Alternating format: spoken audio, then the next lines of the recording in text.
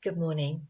So this morning I want to look at the importance of looking at the broad picture.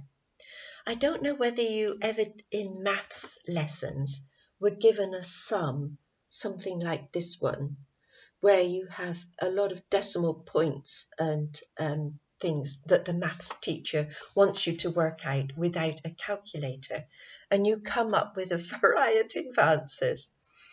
And she says, look, what you need to do is look at the broad picture of this sum. Basically, it's 150 times 3, which is 450.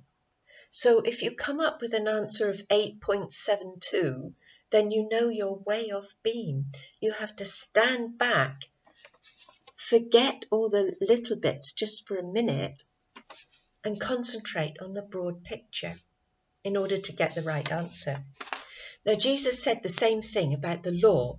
He said, stand back from it and look at why the law was given. What was it trying to teach you?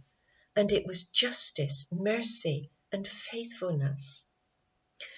So let's for a moment look at what Watchtower does in their judicial system and another aspect of it. And this is the matter of the word pornea, which Watchtower has looked at in great detail. But if we look at 2 Timothy 2 and verse 14, it says them here, tell them in the name of God that there's to be no wrangling about words. All this ever achieves is the destruction of those who are listening. All right, there are things about Christianity like justice, love and mercy that we would want to look at carefully. But what Watchtower has done with pornea is they've looked at it in such minute detail that they've forced elders at judicial hearings to ask such explicit questions that it borders on the disgusting. Now, this is not scriptural. They haven't looked at the broad picture because in Ephesians 5:3, it says, among you there must not even be a mention of fornication or impurity in any of its forms or promiscuity. This would hardly become the saints. Just think about it. An elder is spending an hour or so thinking about these explicit details, and then he has to go home to his wife and children with those images on his mind.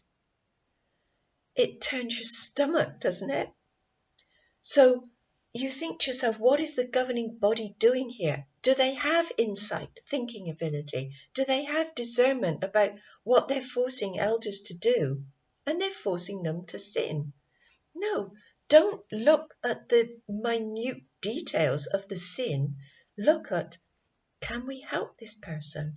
And if there is no help for this person, well, then you can think again. But there's no need for these disgusting questions.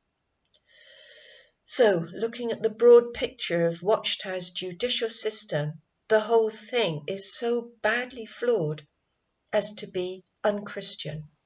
I remember one incident where elders were dealing with a young person, and it was either a Thursday or a Friday night. And one elder said, look, I want to get this over and done with because I'm going on holiday on Monday.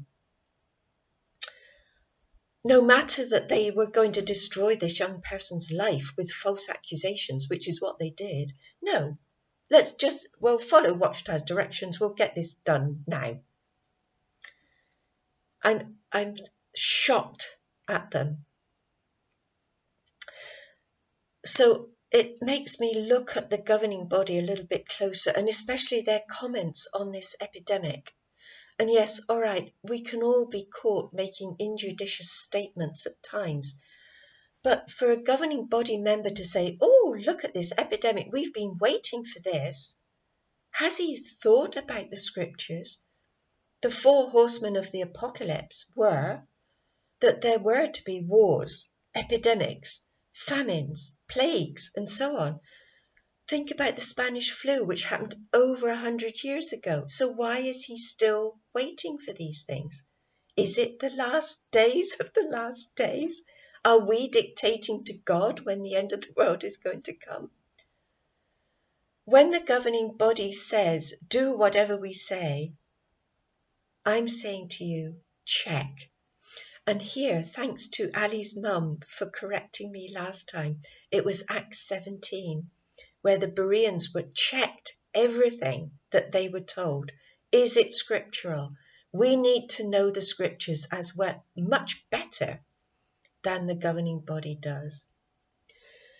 So let's go on to a little nicer subject for a minute. I have here, in Romans 1, it says that God's qualities are clearly seen from creation. And here we have some other ones. These are cabbage flowers. How God is so good and so kind to us. He not only gives us things that we can eat, but when they go to seed, they're beautiful. And some of them smell nice too. So we'll look at nature a little more closely in the next video, but the reason I wanted you to look at Romans chapters 3 to 5 is because Abraham was on his own. He didn't have an organization behind him, but his faith in God's promises was so strong, it was unshakable. And because of that, God viewed him as righteous. Now, the Watchtower Society may have thrown us out of the organisation as being unrighteous, but does that matter? Does their view apply? No, it doesn't. If we have strong faith in God's promises, and if we have faith in Jesus Christ, that is what is saving us, not Watchtower's opinion of us. So stay strong in your faith, and we'll look at this a little more further in the next video. But thank you for watching. If I can turn this off.